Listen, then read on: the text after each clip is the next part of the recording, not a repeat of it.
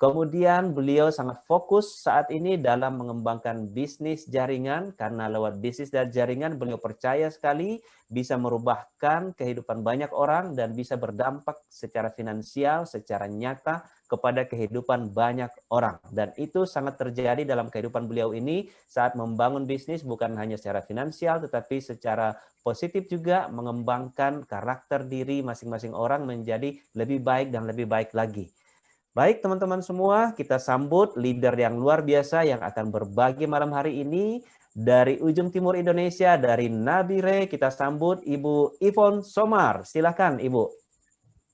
Selamat malam semua.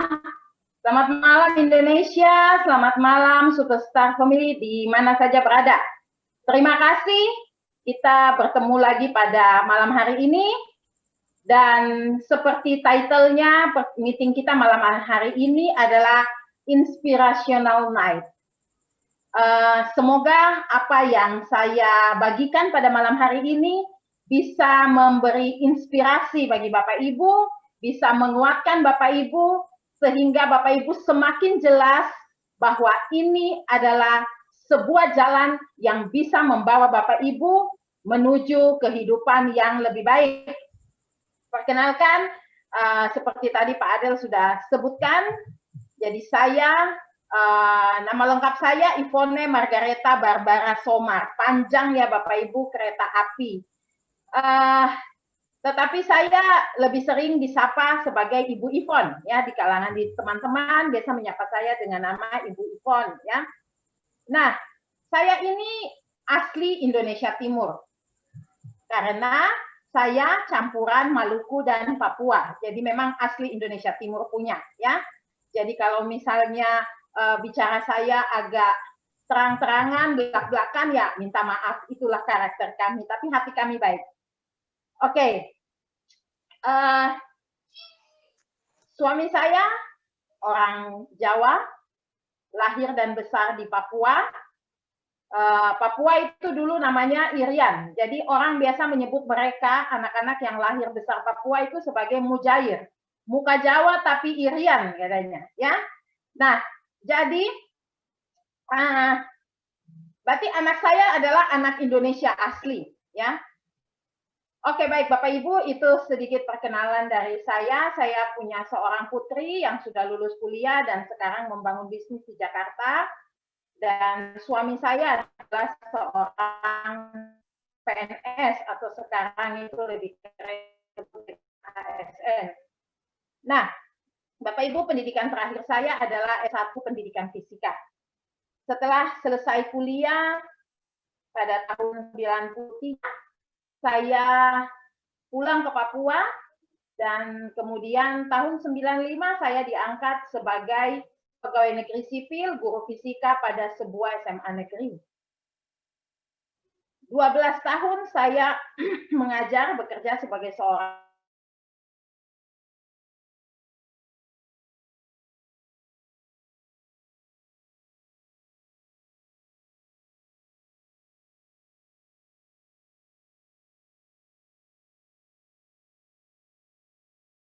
tahun 80-an itu pegawai negeri itu gajinya kecil sekali, apalagi sebagai seorang guru.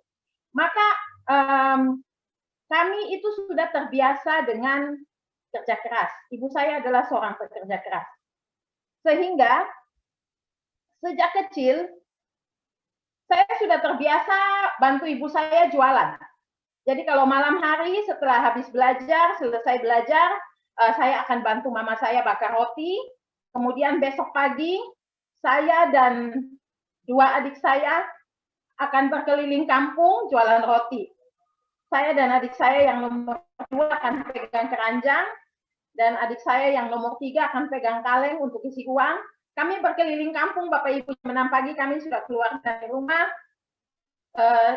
Ya seperti biasa lah kalau jualan. Jadi sambil jalan tuh sambil teriak roti, roti, om, tante, roti.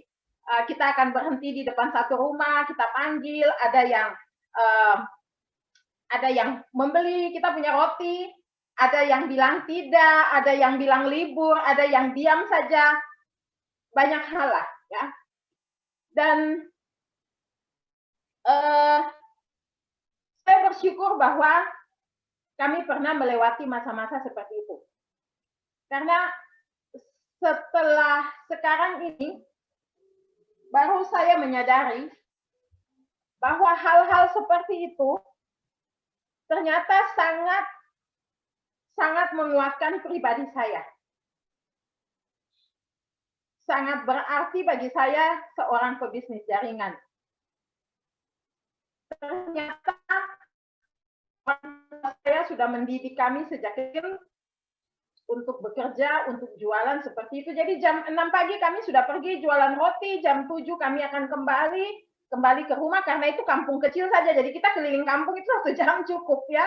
Itu di Agats, Kabupaten Asmat ya. Dulu saya sampai kelas 6 SD itu papa saya tugas di sana.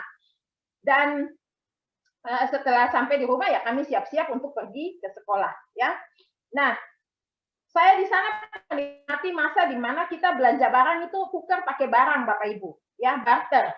Mungkin kalau yang masih muda-muda mungkin hanya belajar di sejarah bahwa dulu itu orang kalau jualan tidak harus bayar pakai uang, bisa baku tukar barang. Tapi saya mengalaminya. Kami punya ternak ayam, bebek, dan itik yang banyak. Dan kalau kami mau membeli sesuatu, kami akan bawa telur itu ke kios-kios miliknya orang Bugis, Makassar. Lalu kita akan bawa telur, lalu kita tukar di sana. Minyak goreng, atau dengan gula, atau dengan garam, dengan kebutuhan rumah tangga lah, seperti itu ya. Jadi saya pernah mengalami masa-masa semua seperti itu. Dan saya berbahagia sekali. Itu hal-hal yang tidak akan dinikmati oleh anak-anak zaman sekarang. Nah, baik Bapak Ibu. Seperti saya katakan tadi bahwa sekarang saya sangat menyadari bahwa pengalaman saya di masa kecil, di mana kami harus bekerja keras untuk menambah penghasilan, jualan, itu semua membuat mental kita kuat. Dan saya bersyukur pada Tuhan untuk semua itu. Nah, pendidikan terakhir saya adalah S1 Pendidikan Fisika. Jadi ketika saya lulus tahun 93, di akhir 93, saya pulang ke Papua dan 95 saya diangkat sebagai guru fisika pada sebuah SMA negeri. Saya mengajar selama 12 tahun Bapak Ibu. Sejak kecil saya punya cita-cita atau impian ya. Saya selalu berpikir bahwa kalau besar nanti saya mau jadi orang kaya. Saya tidak pernah tahu bagaimana caranya bisa jadi orang kaya karena kami orang sederhana sekali. Tetapi itu selalu ada di pikiran saya juga tidak tahu bagaimana bisa menjadi orang kaya. Tapi saya selalu berpikir bahwa suatu hari saya harus jadi orang kaya, saya mau tolong banyak orang, saya ingin bisa tolong banyak orang untuk mendapatkan kehidupan yang lebih baik. Dan itu selalu ada di saya punya pikiran. Sehingga selama saya mengajar, saya bekerja itu selalu ada pikiran untuk bagaimana caranya ya, nanti saya bisa kaya ya, saya bisa tolong banyak orang itu bagaimana caranya, selalu ada di saya punya pikiran, tetapi waktu itu tidak tahu, belum menemukan caranya. Lalu suatu hari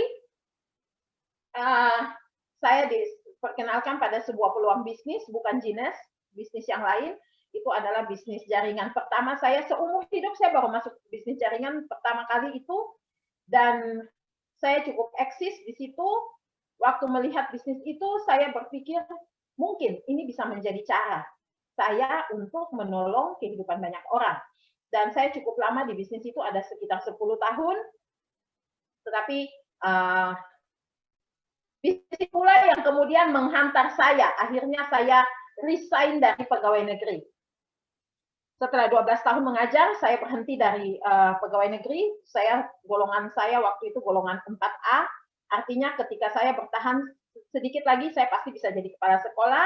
Dan pada saat itu juga jabatan suami saya cukup bagus di Pemda. Sehingga sebenarnya kalau saya mau KKN, saya pasti bisa minta untuk pindah ke kantor. Mendapatkan jabatan eselon apapun di sana, karena golongan saya sudah tinggi. Tetapi waktu itu saya berpikir bahwa saya mau berbisnis saja. Karena itu cita-cita saya tadi, bahwa saya ingin berdampak secara finansial bagi banyak orang. Bagaimana caranya? Dan saya sudah melihat bahwa kalau saya tetap bekerja sebagai pegawai negeri, sebagai guru, cita-cita itu tidak mungkin tercapai. Saya tidak mengatakan guru itu jelek, Bapak Ibu. Saya tidak mengatakan pegawai itu jelek. Semua pekerjaan itu baik, kita melayani Tuhan, melayani sesama, dan semua pekerjaan adalah panggilan hidup. Tapi pada satu titik dalam kehidupan, kadang-kadang kita harus membuat pilihan. Dan pilihan saya saat itu adalah mengundurkan diri dari pegawai, saya mau fokus berbisnis saja. Nah, memang akhirnya karena sesuatu hal, akhirnya saya waktu itu harus vakum beberapa tahun dari bisnis jaringan, dan ternyata tim saya tidak kuat, jaringan saya rontok, dan kami tidak punya cukup energi untuk membangun kembali kekuatan itu, dan akhirnya memang saya tidak meneruskan lagi. Tapi saat itu saya punya tim besar di Papua, Bapak Ibu. Bukan hanya di Papua, tim saya di bisnis yang lama itu sudah sampai ada di Jawa, ada di Sumatera, ada di Kalimantan, ada di Makassar, ada Maluku, ada, semua ada. Ya, jadi tim saya sudah cukup besar, tapi ya itu ada banyak dinamika yang terjadi dan akhirnya bisnis saya rontok. Tapi itu tidak membuat saya menjadi trauma terhadap bisnis jaringan. Karena saya sudah tahu bahwa bisnis jaringan ini bisnis yang bagus sekali, ya. Nah, setelah itu saya agak vakum, dan pada saat saya vakum itu saya mulai membangun bisnis konvensional. Saya mulai membangun bisnis konvensional, saya ada kos-kosan, saya ada butik pakaian bayi, saya kerjakan. Tapi saya merasa bahwa di bisnis konvensional itu ternyata terlalu banyak dinamika yang terjadi yang membuat kita sering harus pinjam uang ke bank. Dan ketika omset usaha kita menurun, terjadi satu masalah baru lagi, ya. Ketika omset kita menurun, itu ada masalah lagi bahwa kita harus pusing lagi. Aduh, ini setoran bank bagaimana supaya bisa tetap teratur, kita bayar bagaimana. Sehingga akhirnya saya dan suami saya berdiskusi. Karena kami sudah tahu bahwa bisnis jaringan itu bagus. Sehingga kami berdiskusi dan kami sampai pada satu kesimpulan bahwa kami mau cari lagi sebuah bisnis jaringan yang bisa kita kerjakan. Dan karena kan bisnis jaringan ini sebenarnya kalau bagi saya itu, kalau ketika kita sibuk memang yang bagus itu bisnis jaringan. Karena kita tidak perlu terlalu banyak waktu, yang penting kita tetap memberikan waktu sesuai dengan porsi yang kita bisa, dan kita kerjakan secara konsisten, bisnis pasti bisa bertumbuh karena sudah ada sistem. Sudah ada sistem, kita hanya tinggal masuk, belajar, dan mengerjakan, menjalankan menurut sistem, nggak usah bikin sendiri-sendiri lagi. Sementara kalau di bisnis konvensional, kita harus membangun sistem kita sendiri, sedemikian supaya kita bisa kasih tinggal, lalu diurus oleh orang, kita tinggal pantau, dan membangun sistem itu tidak mudah. Gitu. Nah, belum dengan dinamika yang lain-lainnya, sehingga kami lalu berpikir untuk terus mencari, dan puji Tuhan pada akhir 2017, pada Desember 2017, itu saya bertemu dengan peluang bisnis ini. Saya diperkenalkan oleh teman baik saya, Ibu Josephine Sampelino dari Timika, dan ketika kami mempelajari bisnis ini, kami melihat bahwa sistemnya bagus, dan kami merasa bahwa inilah yang kami cari. Pada saat itu 5 tahun lagi suami saya akan pensiun, itu 2 tahun lalu ya, di 2017, itu 5 tahun lagi suami saya akan pensiun, sehingga kami pikir kami harus punya satu bisnis yang bisa memberikan kami passive income, dan juga memberikan pada saat yang sama kami tetap punya banyak waktu untuk keluarga, untuk orang tua, untuk pekerjaan-pekerjaan sosial, untuk hal-hal yang kami ingin lakukan, bukan harus kami lakukan, tapi untuk sesuatu yang kami ingin lakukan. Nah, singkat cerita, saya join pada akhir 2017 itu, tetapi saya belum langsung mulai, ya. Karena masih harus belajar, dan saya di Nabire, sponsor saya ada di Timika. Bapak Ibu bisa bayangkan, siapa yang mau membimbing saya, siapa ngajarin saya tentang bisnis, ya.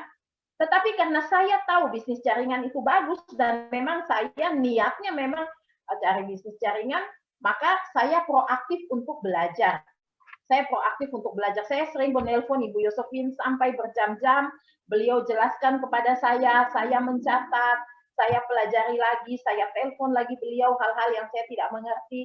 Saya proaktif untuk belajar, saya terus baca banyak buku. Dan pada saat itu Pak Adel juga banyak membantu saya dengan mengirimi materi-materi dalam bentuk video, dalam bentuk PDF, yang saya pelajari, saya baca. Jadi benar-benar saya itu dibantu itu jarak jauh Bapak Ibu. Tidak ada upline, tidak ada leader yang mendampingi saya, yang bersama-sama dengan saya di lapangan jalan, prospek orang, leader bantu, itu tidak. Saya benar-benar berusaha sendiri, tapi saya percaya bisa karena saya di backup. Begitu, saya di backup walaupun jarak jauh, tapi saya dibantu. Ya, dan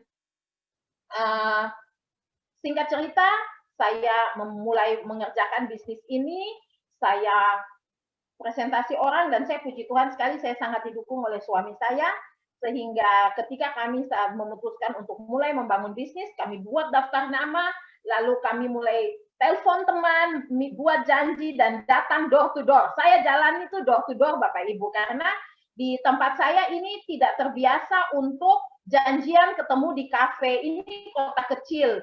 Sehingga bagi orang ketemu di kafe, ketemu di restoran itu sesuatu yang bagi mereka itu sangat tidak nyaman begitu. Orang lebih senang kita datang ke rumah atau kita mengundang dia ke rumah. Begitu. Sehingga yang di awal kami lakukan adalah saya dan suami saya datang dari rumah ke rumah, presentasi seadanya Bapak Ibu, tapi percaya diri saja. Karena saya percaya bahwa dia kan tidak tahu apa yang saya katakan. Andaikan pun saya katakan itu ada yang salah, yang tahu salah hanya saya sendiri. Orang yang saya prospek itu dia tidak tahu. Sehingga saya percaya diri saja, saya datang, saya presentasi, dan ya seperti biasa kita kerja. Ada yang menolak, ada yang menerima, ada yang PHP, tetapi biasa saja bagi saya. Karena saya tahu bisnis jaringan adalah permainan angka. Kita harus presentasi orang sebanyak-banyaknya. Tapi saya bersyukur pada Tuhan bahwa dalam 1 tahun pertama, saya bisa rekrut sekitar 30 orang, dan itu memang benar-benar membuat bisnis saya bertumbuh dengan sangat cepat. Saking cepatnya sampai saya tidak menyadari, sehingga saya tidak, saat itu di awal-awal itu saya tidak menyiapkan sebuah sistem training seperti itu. Jadi saya asal presentasi, tapi saya belum menyiapkan sistem untuk bagaimana kita bisa mendampingi orang-orang yang kita rekrut.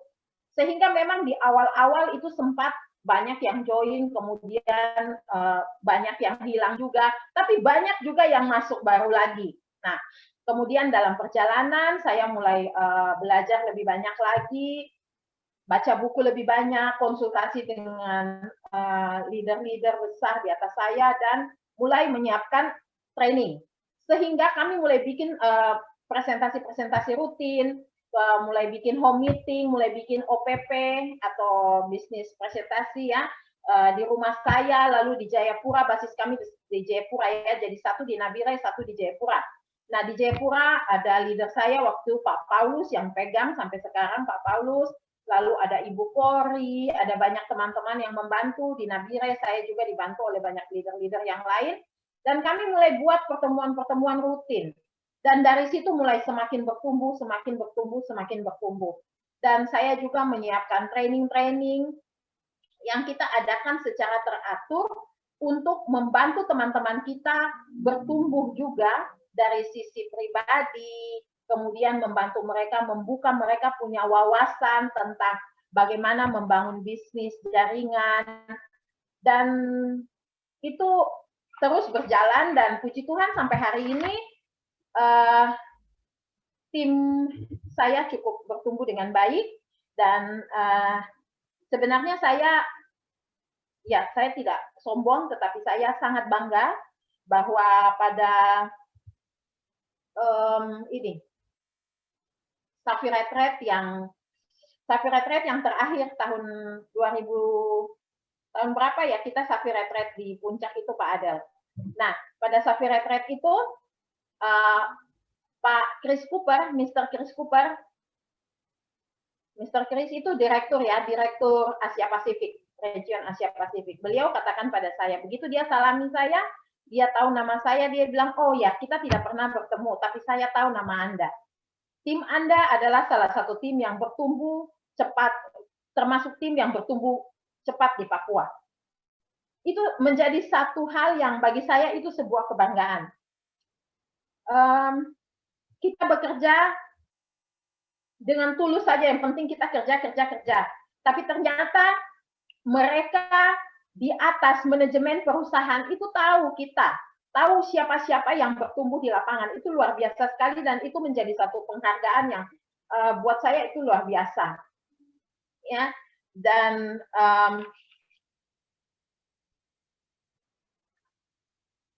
saya terus membangun bisnis dan menurut saya Bapak Ibu, namanya kita membangun bisnis itu memang pasti banyak tantangannya. Tidak ada sesuatu yang gratis, tidak ada sesuatu yang mudah. Kalau kita mau dapat sesuatu yang besar, itu memang harus kita kerja keras, ada tantangannya. Tapi ketika kita fokus, ketika kita memberikan energi kita penuh ke situ, pasti kita bisa bertumbuh, ya. Dan di bisnis jaringan itu kita harus memberi contoh, ya. Sebagai leader kita harus jadi teladan. Duplikasi kan, kalau kita dengar Pak Fendi, Bung Jenny, mereka selalu bicara tentang duplikasi. Duplikasi itu apa? Duplikasi adalah memberi teladan. Jadi kita memberi teladan dengan mengerjakannya, ya. Duplikasi adalah 80% adalah teladan. Apa yang kita lakukan itu yang akan dicontoh oleh kita punya tim. Dan hanya 20% itu yang berupa nasihat atau ajaran-ajaran, tapi 80% adalah sikap. 80% adalah apa yang kita lakukan. Itu yang akan dilihat oleh kita punya leader-leader dan itu yang mereka akan ikuti, ya. Nah, bisnis jaringan ini, kalau kita mau bisnis itu bertumbuh, Bapak Ibu, yang saya lakukan selama ini adalah membangun leader. Karena bisnis jaringan itu bukan tentang berapa banyak orang yang kita rekrut, tetapi berapa banyak leader yang kita bangun dari sejumlah orang yang kita rekrut. Ya. Kita harus rekrut orang banyak. Kenapa? Karena leader itu tidak diciptakan. Leader itu kita bangun dari orang-orang yang tepat. Orang yang tepat itu bagaimana? Orang yang tepat adalah orang-orang yang dia mau sukses, ya. Dia punya satu passion yang sangat besar, ada satu dorongan yang besar supaya dia mau sukses, dan yang kedua dia harus mau diajar. Dua hal ini Bapak Ibu. Mau sukses dan mau diajar. Kalau hanya mau sukses saja tapi tinggi hati tidak mau diajar, tidak bisa. Kalau mau diajar, tetapi tidak punya dorongan untuk sukses juga tidak bisa. Dua hal ini harus berjalan bersamaan. Dan kita hanya bisa mendapatkan orang-orang yang tepat, yang memang mereka punya keinginan yang besar untuk sukses, dan mereka rendah hati untuk belajar atau mau diajar. Itu hanya kita akan dapat ketika kita merekrut banyak orang. Kita presentasi terus, kita rekrut terus, supaya kita bisa dapatkan orang-orang yang tepat. Nah, karena leader itu tidak bisa diciptakan. Kita dapat orang yang tepat, orang yang mau bekerja sama, baru kita bangun, kita bentuk dia menjadi leader. Dan kalau kita mau punya bisnis yang besar, kita harus punya leader yang banyak. Karena leader adalah daya gerak sistem. Leader adalah daya gerak sistem. Semakin Bapak Ibu punya leader banyak, Bapak Ibu punya sistem akan berputar dengan makin cepat dan tim semakin bertumbuh, maka penghasilan juga akan mengalir. Nah, yang saya lakukan adalah saya memberi training-training yang saya rancang, saya bantu tim saya mendedikasikan waktu yang banyak Bapak Ibu. Saya banyak waktu yang saya harus sediakan untuk menyiapkan materi training, memberikan training, dan itu semua benar-benar menyita waktu. Tapi Bapak Ibu, hasilnya itu tidak akan mengingkari usaha atau pengorbanan yang kita lakukan. Saya fokus pada membangun leader. makanya tim bisa bertumbuh. Banyak orang di luar sana itu fokus merekrut. Betul kita rekrut, tapi kita tidak boleh berhenti di merekrut. Banyak orang hanya rekrut, yang penting dapat bonus tinggal, dapat bonus tinggal. Tapi mereka tidak pernah mendidik orang-orang yang mereka rekrut itu supaya orang-orang itu juga bisa bertumbuh, duplikasi bisa terjadi, dan tim bisa bertumbuh, otomatis passive income datang. Jadi kalau Bapak Ibu ingin membangun bisnis untuk jangka panjang, tidak ada cara lain harus melakukan duplikasi. Dan duplikasi itu dimulai dari teladan. Dan juga harus melakukan pendidikan. Ya, harus kita mendidik orang. Nah, kesimpulannya adalah untuk membangun tim yang kuat, yang pertama adalah kita harus tingkatkan kita punya kualitas diri dulu. Saya kebetulan saya memang orang yang suka baca buku. Ya, saya memang senang sekali baca buku, mungkin juga karena masa kecil saya,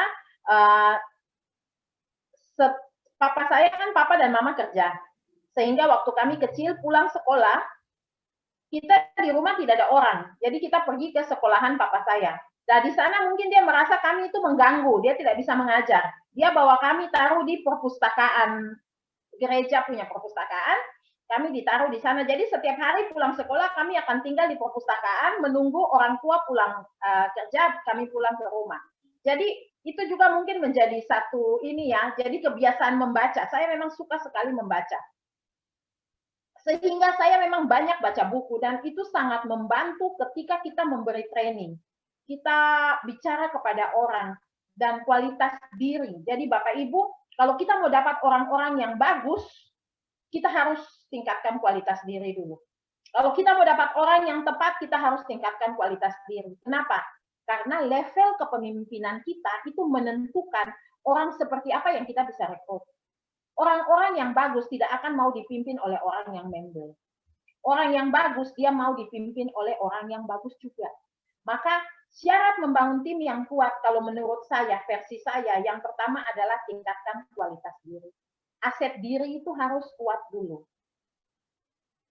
Nah, kalau kita punya aset diri kuat, maka kita juga akan bisa mendapatkan orang-orang yang bagus, orang-orang yang tepat. Ya. Nah, setelah kita dapat orang-orang yang tepat, yang berikut adalah kita bantu orang-orang kita itu untuk bertumbuh. Kita didik mereka, kita berikan pelatihan-pelatihan supaya aset jaringan kita kuat. Kalau aset jaringan kita sudah kuat, aset ekonomi itu akan datang dengan sendirinya. Karena ketika aset jaringan kita kuat, leader kita banyak, tim itu akan terus bertumbuh, akan banyak orang baru, akan banyak poin-poin baru, dan Bapak Ibu otomatis cycle menggulung terus. Otomatis Bapak Ibu penghasilannya mengalir. Ya. Jadi itu 2. Yang ketiga adalah Bapak Ibu harus rekrut yang banyak. Tidak bisa hanya rekrut berapa? 10 orang. Rekrut 10 orang itu belum tentu ada yang jadi leader. Kita harus rekrut. Kalau saya baca dan saya melakukannya memang di buku, kalau Bapak Ibu baca buku Beats Money, karangan Jordan Adler. Jordan Adler ini sekarang dia penghasilan nomor 1 di dunia, Bapak Ibu. Di bidang network marketing, nomor 1 dia penghasilan di dunia. Dia ajar, dia bilang bahwa dalam 1 tahun pertama kita bangun bisnis, kita harus bisa merekrut 20-30 orang. Lalu kita bekerja sama dengan mereka. Karena dari 20-30 orang itu nanti akan menyusut sampai tinggal 10 orang yang mau bangun bisnis, yang masih aktif 10 orang, dan dari 10 orang itu nanti kita hanya akan dapatkan kurang lebih 3 orang yang benar-benar menjadi kekuatan kita. Jadi kalau kita cuma rekrut 10 orang, otomatis berapa saja yang bisa jadi. Ya. Jadi memang kita harus rekrut banyak supaya kita punya peluang juga untuk mendapatkan orang-orang yang bagus. Ya. Nah, bisnis jaringan itu bisnis permainan angka, Bapak Ibu. Ya, jadi memang kita harus rekrut yang banyak. Seperti kita melempar dadu, semakin sering kita lempar dadu, angka 6, kemungkinan angka 6 muncul lebih banyak. Semakin banyak orang yang kita rekrut, kemungkinan mendapatkan orang yang tepat itu lebih banyak. Lalu adakan pelatihan-pelatihan untuk mereka, itu yang saya lakukan. Dan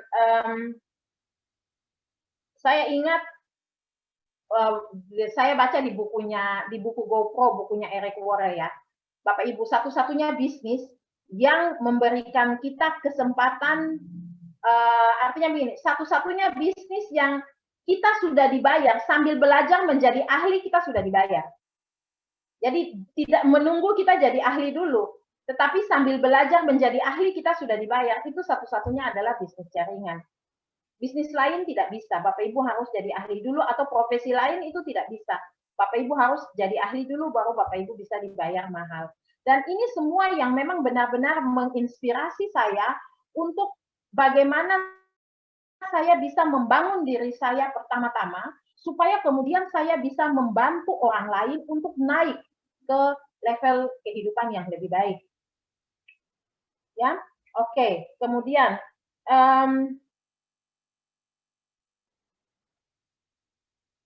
pencapaian yang sangat, menurut saya sangat saya banggakan ya melalui bisnis Genius Global ini, Bapak Ibu. Yang pertama adalah bahwa saya merasa hidup saya itu berharga. Kenapa?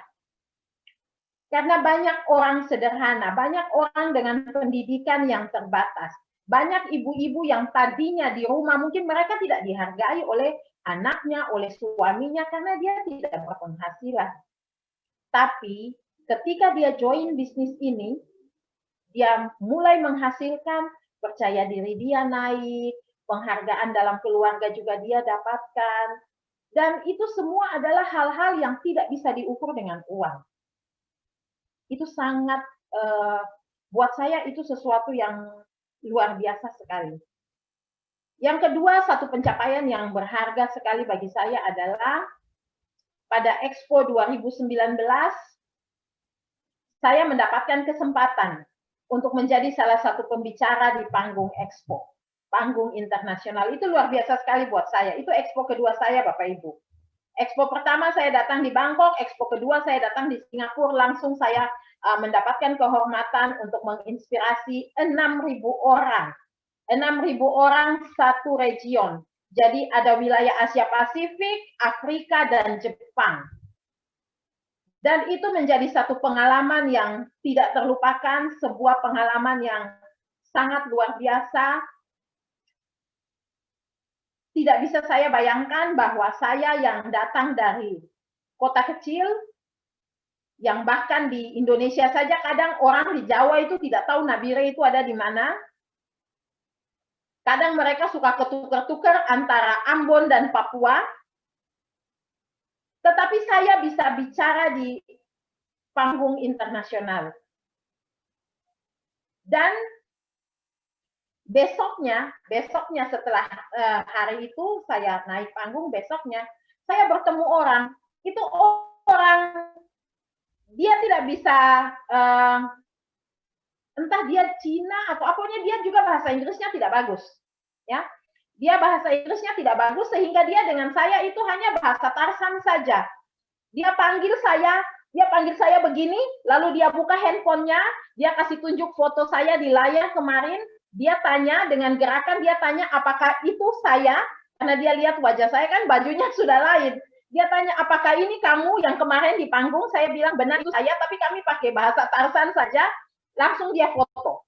Dia minta selfie dengan saya, dengan teman-temannya, lalu minta selfie, dan sampai saya pulang itu beberapa orang masih datang menyalami saya di hari-hari berikutnya sampai dengan hari terakhir Expo saat saya pergi mengantri paket after Expo, paket Expo ya, yang dibeli oleh downline saya. Waktu itu saya antri, saya ambil, masih ada lagi orang Malaysia, karena dia orang Malaysia, dia bicara bahasa Melayu dengan saya, dia tanya, kamu kan yang kemarin naik di panggung dari Indonesia? Saya bilang, iya saya. Dia lihat fotonya, dia kasih cocok wajahnya, lalu minta foto, dan mereka bertanya-tanya. Itu sesuatu yang sangat luar biasa bagi saya. Ya, satu penghargaan. Kenapa? Karena kita masuk dalam komunitas global. Di bisnis ini kita diberi kesempatan untuk masuk dalam satu komunitas global, di mana di situ kita saling memberdayakan, saling membantu, mendorong, sehingga rasa percaya diri kita itu semakin tinggi. Ya, jadi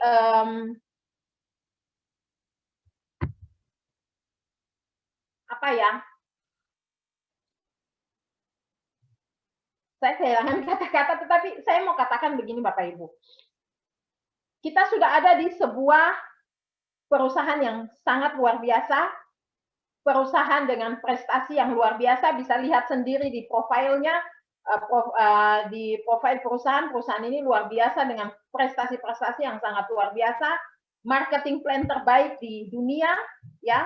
Ketika perusahaan lain itu terus menyesuaikan 2-3 tahun ganti marketing plan, 2-3 tahun ganti marketing plan, kita Genius Global sudah 11 tahun, marketing plan-nya tidak pernah berubah. Justru ada tambahan bonus-bonus lain di luar marketing plan ini. Itu berarti kita sudah ada di bisnis yang tepat sekali Bapak Ibu. Dan perusahaan ini terus mendukung kita dengan inovasi-inovasi baru, terus mendukung kita dengan aplikasi-aplikasi baru, fitur-fitur baru dalam aplikasi J-Mobile yang bisa mendukung kita untuk membuat bisnis kita ini akan semakin mudah. Di era di mana sekarang, di era new normal, ketika online itu menjadi satu kekuatan baru yang memang seperti orang seperti saya, gaptek seperti saya di atas 50 ini sudah pikiran pusing ini kalau mikir yang media sosial yang harus online. Tetapi perusahaan ini sudah menyediakannya. Kalau Bapak Ibu ikut Expo regional kemarin, itu Lucy Weiss ada menjelaskan tentang ada fitur-fitur baru yang bisa membuat kita langsung berkomunikasi dengan kita punya customer, berkomunikasi dengan kita punya prospek, dan luar biasa sekali itu, ya. Nah, jadi yang saya mau katakan, pesan saya satu Bapak Ibu, kita sudah ada di perusahaan yang tepat dengan prestasi-prestasi yang luar biasa. Kita ini perusahaan nomor 14 dari 100 perusahaan bisnis jaringan terbaik di dunia. Kalau kamu pindah ke bisnis lain yang bahkan tidak ada namanya dalam 100 perusahaan terbaik di dunia, sebenarnya itu sangat memalukan kalau menurut saya. Perusahaan kita, marketing plan-nya yang terbaik, dan dengan produk-produk yang terbaik, produk-produk kita itu selalu selangkah di depan Bapak Ibu. Genius itu kalau kamu pelajari dengan baik tentang produk-produknya, dia hanya jual produk-produk yang menjadi bestseller, bukan bestseller, memenangkan penghargaan, ya. Jadi di antara anti-aging mana yang paling memenangkan penghargaan? Semacam itu. Di antara produk-produk stem cell mana yang paling memenangkan penghargaan? Itu yang dia jual. Jadi produk kita adalah produk-produk terbaik di dunia Bapak Ibu. Jadi dari segala sisi perusahaan ini sudah terbaik. Apapun impian Bapak Ibu, yang penting kerjakan, pasti Bapak Ibu bisa mendapatkan hasilnya. Jangan tinggalkan air mata untuk orang-orang yang kita cintai. Tapi tinggalkanlah mata air untuk orang-orang yang kita cintai, karena Genius Global sudah menyediakan semuanya. Sekarang tinggal bagaimana kita belajar, kita masuk ke dalam sistem, kita kerjakan sesuai dengan sistem. Maka kita pasti mendapatkan hasil yang terbaik. Sementara itu dari saya Pak Adel yang saya bisa sharingkan kepada teman-teman. Kalau nanti ada yang mau bertanya, silahkan. Baik, terima kasih Bu Ivon untuk sharingnya, luar biasa sekali. Saya juga mencatat loh Ibu Ivon, saya mencatat banyak hal, poin-poin yang Ibu sampaikan malam hari ini. Semoga teman-teman juga mencatat ya, kalau Ibu Ivon bisa sukses dan beliau terbuka membuka tips-tips suksesnya malam hari ini sangat luar biasa sekali. Inilah keluarga besar Genius Global, di mana kita saling mendukung dengan ilmu-ilmu seberapapun yang kita punya, kita saling membagi supaya teman-teman semakin banyak yang seperti kata Ibu Ivon tadi dirubahkan kehidupannya melalui platform bisnis ini. Saya tadi mencatat miliki mindset yang benar tentang bisnis jaringan, jangan plain-plan gitu ya, percaya bisnis jaringan sangat merupakan jalan terbaik untuk kita yang tidak mampu bisnis ini bisa lebih mampu. Kemudian komunikasi dengan upline, dengan leader. Kemudian kita juga masing-masing harus memberi teladan ya, jangan hanya menunggu, tapi kita juga memberi teladan lewat action kita. Terus membangun tim, jangan berhenti merekrut, tetapi bukan hanya merekrut, bantu tim kita, bangun leader lebih banyak lagi di tim-tim kita, karena itu adalah salah satu kunci sukses yang Ibu Ivon tekankan tadi, membentuk teman-teman kita juga menjadi leader. tingkatkan kualitas diri, ya teman-teman, semoga mencatat juga, tingkatkan kualitas diri karena kita semua harus naik levelnya. Jadi diri kita juga harus naik levelnya, membaca, ikut training, supaya itu dicontoh, diduplikasi juga oleh tim kita. Terus merekrut, jangan berpuas diri. Wow, banyak sekali poin-poin penting malam hari ini Ibu Ivon yang Ibu Ivon sampaikan.